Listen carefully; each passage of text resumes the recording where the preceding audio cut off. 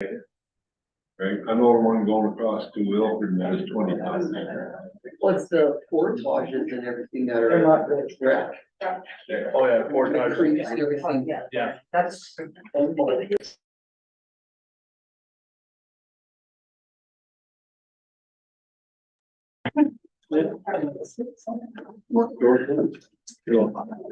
No. Call this committee of the whole meeting to order on February the 5th, 2024. I would like to recognize our Treaty 5 territory, ancestral lands and indigenous ways of Cree Nation, homeland of the Red River Métis. Thank you.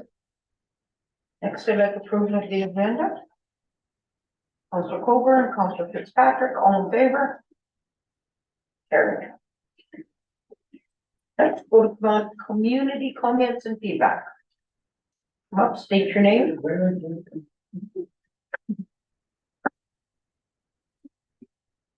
Second time, community comments, feedback.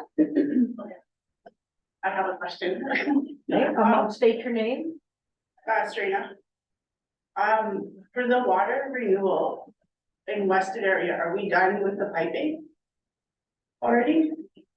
Lyle, have you got an answer to that? No, so they're, this summer they'll be continuing from, the ends of Westwood to Thompson Drive, so where they left off at Char Bay to Thompson Drive on the one side. Like on the north side or the south side? So that's the south side, on the north side would be from, I believe it's Stalker to Thompson Drive. Okay, But this, that work is, planned to be drilled. So it will be trenched like they did this year. okay. So we'll be working to drill that line, and then they'll be starting in late May, early June, to smooth the ground allow them to start. Like to continue the Westwood? Correct. Okay, Yeah. so when deciding to pave the streets, what's the criteria used? Like, how do you determine what roads will be paved? With the road renewal project? Yeah. The road renewal project roads were set in 2018 when the grant was submitted to the government for approval. Mhm. So the But roads, what specific? Like, so this year you're doing Weston Drive, Pintail, Sandpiper, and then Mount. Yeah. So why would we do Mallard if we're still doing the That- piping? the piping will be drilled and not trenched, so there'll be very minimal impact. And they're only going into the field of Westwood, they're not actually going across the Westwood intersection. So there won't be any interaction between. So they're not doing like what they did in Deerwood, right? Like they're not digging up like Pintail, Sandpiper, all that No, stuff. no, right? no, It's just just Westwood, Westwood just Westwood Drive. And then you're gonna do Mallard. Like, Just road work on Mallard, no piping, okay, just road renewal. okay, cool. Okay, Yeah, just to note, the department will release, I believe, in the next couple of months. We'll probably be releasing a communique that says, here's all the summer work. There'll be maps showing the road work, showing the piping work and all that, and tentative dates so that the community knows what's going on. third and final, is there any more questions, community comments? Feedback. Thank you, staying up, we're gonna go into report. 5.1 is the development report. Lyle. Yeah, good evening, Mayor and Council. So we're, again, with the capital project, for our LISA projects, our road and water. We're underway for our 2024 planning. The designs are well underway. We've actually got the 95% design drawings for the road, for the water project, and they're under review right now. The road design we expect in the next week. I've listed the roads that we're going to be completing in 2024, which are, as we mentioned earlier, Westwood, Mallard, Pintail, Sandpiper, Cree.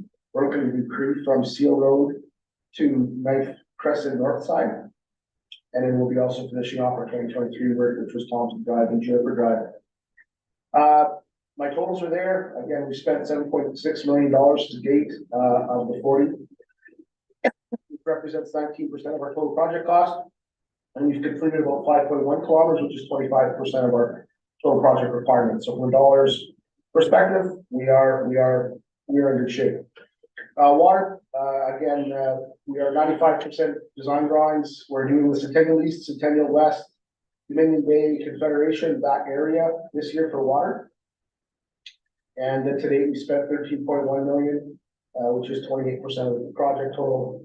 And, water main and wastewater totals are there, 24% of water main and 56% of wastewater main.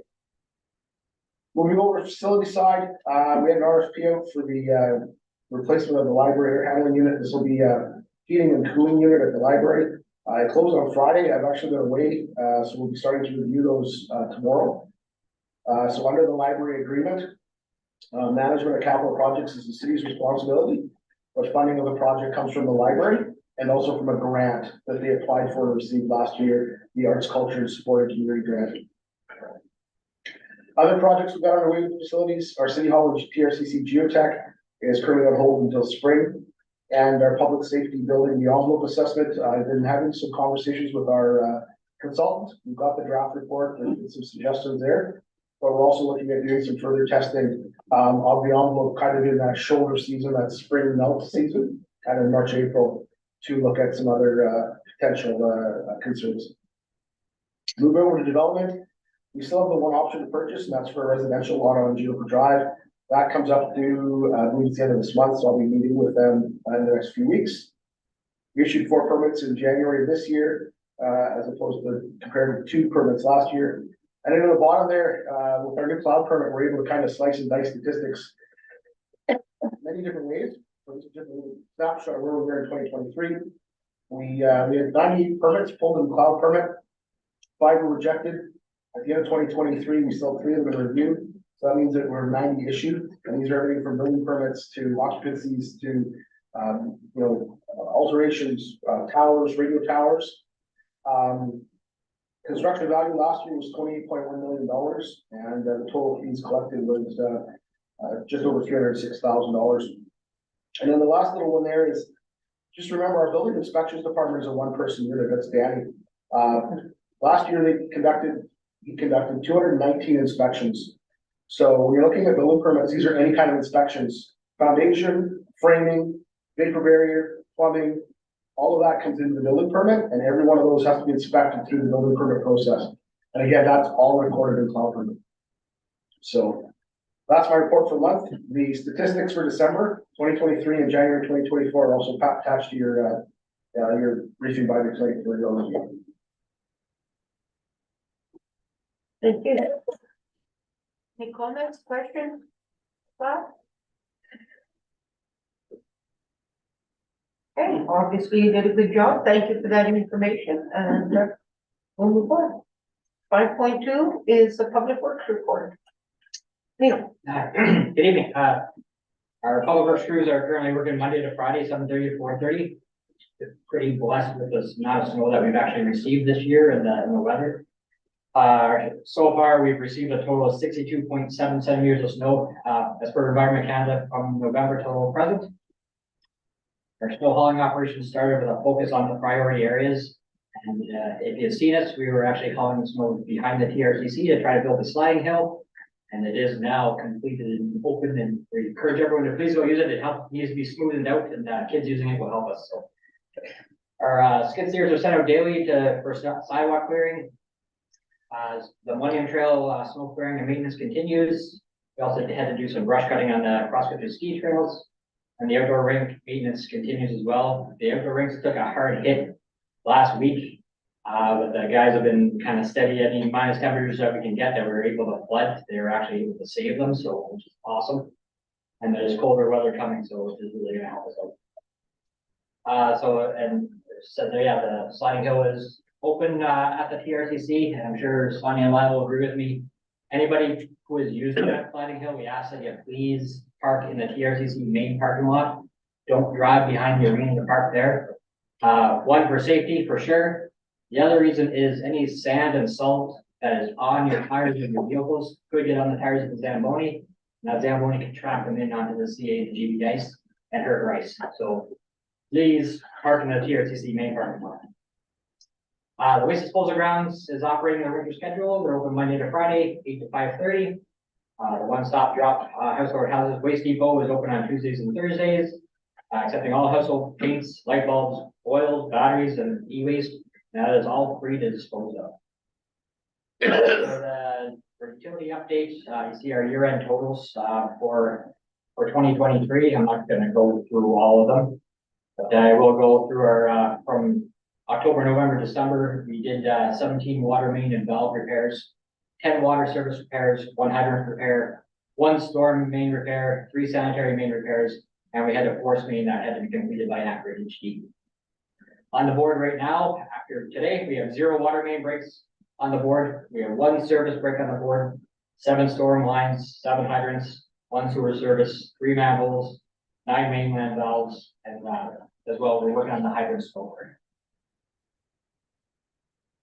That's really all I got for my report. Okay, thank you. I saw Ian vigorously writing, so he'll be putting out a memo for people parking at the PRT. Using that sliding, I know, last time it was a big success, and, I'm sure this time this new fresh snow will be right up there with it. Okay, thank you. Any questions, comments? Sure. Thank you, Madam Mayor. Mr. Shaw. Question is, for the water treatment plant and the sewage treatment plant, the mechanical work, we have in-house mechanic doing it or contractor doing it? As contractor said. Okay, so thank you. Anyone else? Okay, obviously another great report. Thank you very much to you and all the staff. 5.3, recreation report. Sonia? So we continue to have, basketball, badminton, pickleball drop-ins. We've also added in volleyball this year. We've had some requests for that. In addition, we've had adults ask, for drop-in basketball. So we were gonna start that at the weekends as well for adults. Our public skating still continues the same times from 5 to 7:30 on Saturdays and Sundays. For December, we had a lot of events in December. We had our seniors Christmas party, which we assisted with. We helped them decorate the gym. We had our family skate. We gave out salute bags for the kids, the first 100 people that attended. We did also offer some free skate and some shinny that took place over Christmas break when the kids weren't in school. We did have a Santa box that we purchased, and it was in the lobby of the TRCC. It was a big success with Canada Post. They had a lot of mail that was dropped off there. So they're really looking forward to next year working with us again and putting the box up again. So it went really well. Lots of kids were able to sit at the table and write letters and put them in the box while they're waiting for their brother or sister or whatnot playing hockey. So they really liked having it there. We had the Baptist church. They set up a table and gave us some hot chocolate and sang some songs there. And then we had the community band perform in the lobby of the TRC as well during Norman North Star game. So they were able to let some kids come up and kind of help conduct the band and whatnot. So the whole community, everybody there was packed, so it went quite well. We also, I know last week or week before, Dennis Foley came in and made a comment on the Christmas decorating. So that was the second year, so we did sponsor prizes for that for Fun Stuff Thompson. So I think that worked quite well, and they did create a map of the houses that were registered, so people could know where they could drive around to see the houses that were decorated. So we're hoping to work a little bit more so we get more houses that on that list, because there were a lot of houses that didn't have their name on that list. So we're hoping for this year coming up. Not that I want Christmas to come right away, but hoping for this year we'll have more people taking part in that. And for January, we're into February now, but we've already started our Winterfest meetings. And I must say, this is probably the best Winterfest group of people that we've had coming out. I guess not best, but the most. We've had a lot of people come out to our meetings and wanting to partake. We've got a lot of activities that are new that are going to be taking place this year. So we ran out of time slots now to put things in there and space at the TRC, which is a good problem to have. So this Winterfest is February 22nd, 23rd, 24th, and 25th. So we know it's going to be all hands on and busy there. There will be a big bonfire, no signature flag. There's lots of pallets and stuff that Public Works was able to take from the Halloween event and put there, and Christmas trees and whatnot. So it's going to be a pretty big event at the rec center. We also had the Ballet Night, Norman North Star game. That was jam-packed, and again, I think it's probably one of the best ones that I've seen that they've done in many years. So kudos to Ballet for putting that on. and the staff really helped them. We found that there was not a lot of, access or information about our fitness area. You don't know that we have it when you walk into the building, so we've created a couple of signs. We placed one in the lobby area and one in the main entrance area where you go in, and we do have a QR code on there, so people can scan the QR code and it brings them right to our prices, which works. And even if we make the changes to the prices, the upcoming fees and fines, that actually will change with it. So that was a good thing that the staff developed last month. And yeah, so for upcoming events for February, we have the Winter Fest. We have a paint night with Jackie Travis. She's the lady who did the mural in the south entrance of the TRCC. She did come up and did a paint night, 2 paint nights before, so she's coming again. And we have the Royal Mountain Theater at February the 16th. We have lots of tickets still available at the TRCC. And we do have to add to it, Neil, with the sliding hill, we actually have slides that are free and available for kids to use. So we do have a sign that we'll be putting up in a box that we'll be putting a slide boggins and stuff for kids that come along that they can use, and the rules for them to see. Thank you. Comments, questions? Kathy? Thanks, Mary Smith.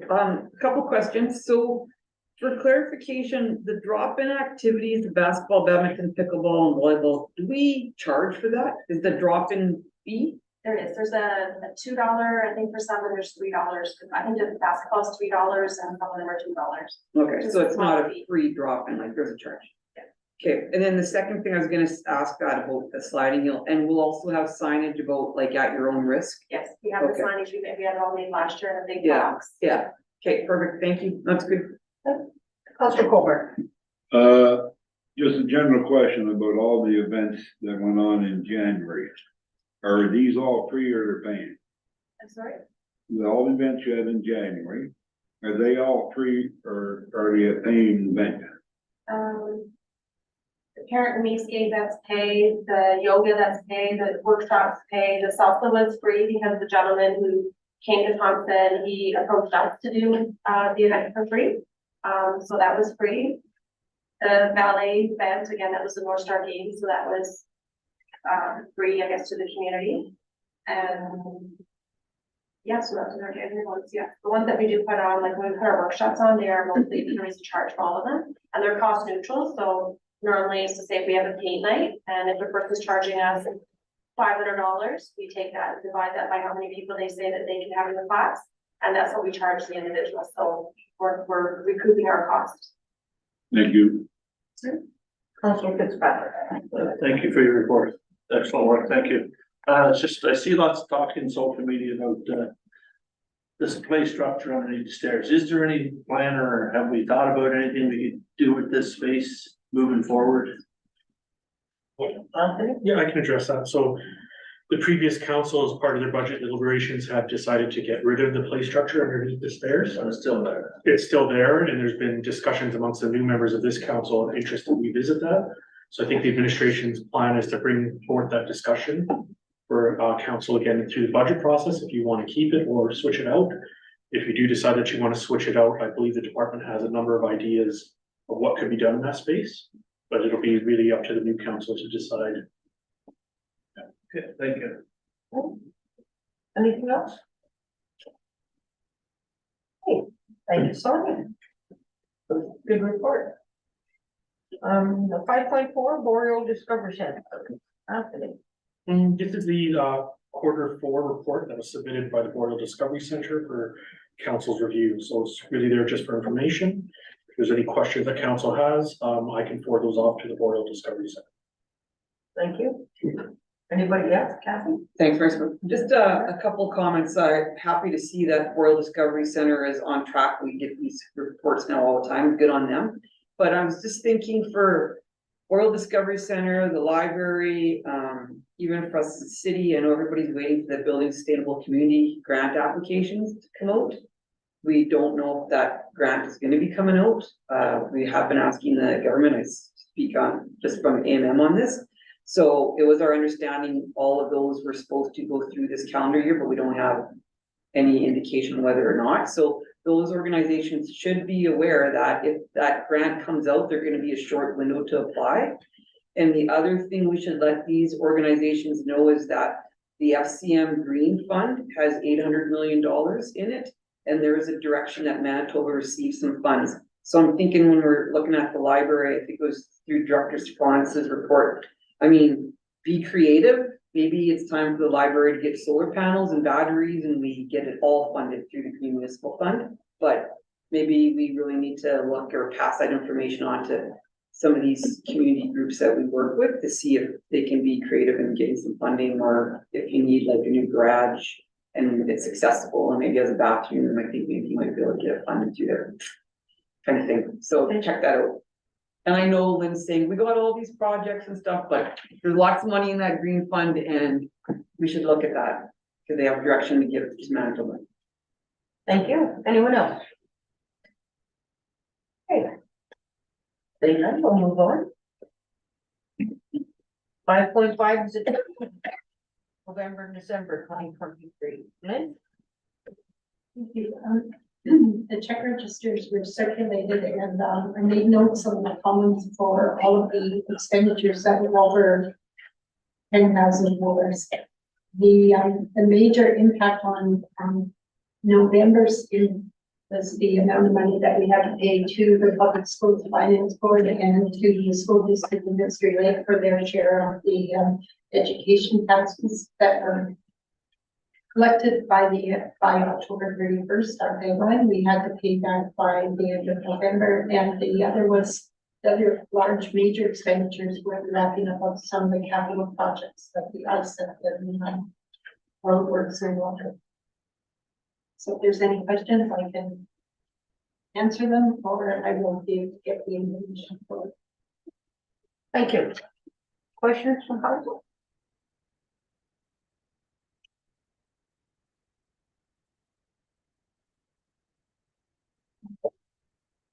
Thank you, Liz. Seeing none, if anybody has any questions, please feel free to reach out. Number 6 is finance. 6.1 is bulletin 202401, received from Municipal and Northern Affairs in regards to school and health related properties, property tax exemptions. Anybody want to speak on that? Yeah, this is just information for council that was sent out by the Department of Municipal and Northern Relations. It's just updating on the status of these exemptions and how the court ruling has changed how some of these buildings are assessed. So it's really just there for information. If council has any questions they'd like us to bring back to the province, we can do so. Thank you. Deputy Mayor. Thank you, Nurse Buck. I could just a little bit more content to this. So what happened is some municipalities had like education buildings on their assessed roll, and then they were taken off and they didn't know that, so they're getting hit with like an $80,000 less amount of taxes. But what the concern is that some buildings for health and education, now you're starting to see them off-site or part of another building. So there's concern now with this ruling that bits and pieces of your tax roll might start to become tax exempt, I guess, for better word, use of words. So that's the concern, and that's why this is being brought to municipalities' attention, that that might start to happen also. Thank you. Any other comments? Okay. Seeing that, we'll move on. 7 is recreation. 7.1 is a memo from the Director of Recreation and Community Service in regards to request for services, seniors group, to lower the golden age to 65. Sonia. Yeah, I had a senior call me regarding the fees that we currently have in our fees and fines, indicating that the age of 75 plus is pretty high for a senior to be able to be active and to attend the center, and indicating that the cost that we currently have, which is the same as a youth or student, is too high for a lot of seniors that are on a fixed income. There's not a lot of areas that the seniors can go and work out and walk. There's a lot that don't like to walk the walking track in the arena because it's cold in there and a lot of them can't be outside when it's cold. We currently do have 3 to 4 seniors that are 75 plus, that do use the Golden Guest and that do attend and use the facility for free. It's mostly during the daytime. I don't think any of them come at night. If we were to lower the age limit from 75 to 65, we currently have 13 people right now that hold passes that are 65 plus. So we have some that have, we have one I believe that has a 1-year pass. Or sorry, one that has a 1-month pass. We have 2 that currently have a 1 year. We have 2 that have 3 months. We have 1 that has 6, and then we have 3 that have just a punch card with a 10 punch card for 10. So if we were to move this way, I would suggest that the individuals that currently have the passes that have already prepaid for them, that would continue. If they were to get a pass moving forward, they would have to, it would be free for them, but they would continue with the passes that they have now. Thank you. Do we know how many 65-year-olds have passes? Yeah, so currently I have 9, 65 plus right now that have passes. I have 4 ages of 60 to 64, so we're looking at people moving up. So if we were to change to 65 plus, that would be 9 individuals currently that attend the tier. Thank you. Duncan? What's going on? I'm interested to know what if you lower to 60. Okay. So 60 right now, we got the list printed off, so I'm trying to see whether seniors were there. So I have a 63-year-old, 64, 62, 60, and everybody else is 65 plus. It's currently. So you get about 3 or 4 more members. I personally like to see 60 plus, that way, you get more people. There's a lot of people still not knowing that, right? This is whatever registered that but it's still a lot. Yeah, this is a current. I'm very close to that number already, so I like to see that. Anyways, this is my suggestion, 60 plus, I think it will be more attractive. Thank you. Just for information, a lot of country, 55 they consider senior citizen already. And for women, 50 senior citizen. So now you upgrade to 65, I think it's pretty fair.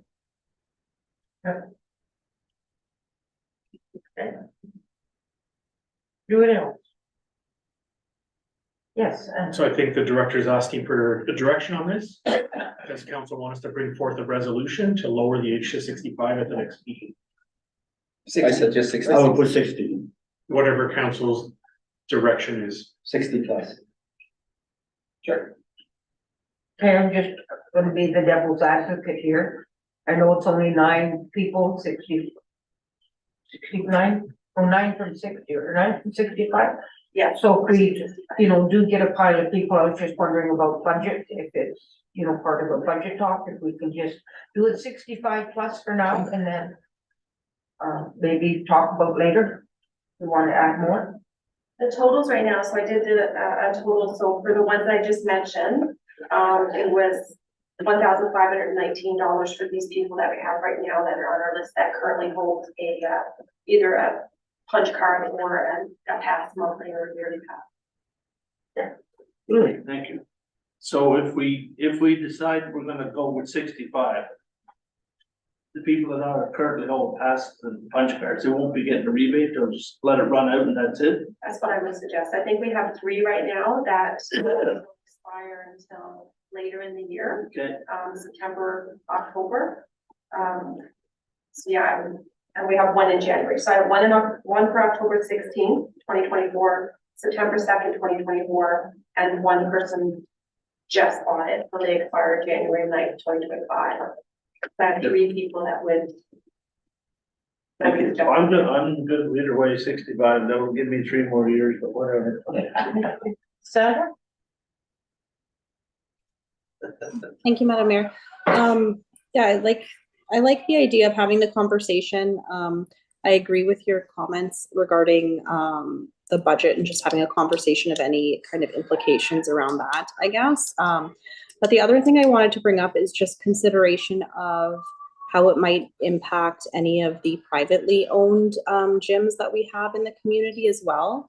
And just being mindful that, you know, we have, I think, is it 3 privately owned gyms in town? Or 2 privately owned gyms in the community. And I would just hate to have a negative impact on their business, I guess. So I like the idea of supporting our seniors and having them be active. But I would just like to kind of maybe consult or have a further conversation around any concerns from business owners and what implications this may have. I don't anticipate it would have a significant impact, but I can't say that for sure. I'm just making an assumption. And I would hate to make this decision and then find out that it did make a significant impact on their business. So just some things I'm curious about in terms of the implications of our decision. Thank you. Sonia, has there been any conversations with the other? No, I have not. Okay. So do we want to have more conversations, or are we happy with the 65? What's, I get a couple. I'm happy with 65. I'm good with 65. 65. Okay, Cool. so in order to move it forward, who's in favor of the 65 plus using the gym? Okay. Okay, I was gonna say. Yeah, I'm gonna wait longer now. Nobody. Okay, I gotta wait longer now. Me too. okay. All right, you have your direction. It's good to be young. Next, we're going to legislative, the annual report received from the Hudson Bay Route Association. Anthony? Council signed up to this association last year, I believe. This is their annual report and an invitation to the next meeting, as well as the renewal form. So it's really there for information of council. If the council wants to renew their membership. Thank you. Any comments? Anthony, or, sorry, Councilor Wong, So I believe it's 100,000. 300 for the city. 300 for the 300. city.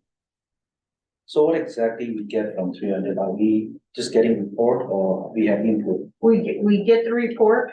I actually get calls of that, and with all the things that are happening on the rail, via rail and that, we're kept in the loop.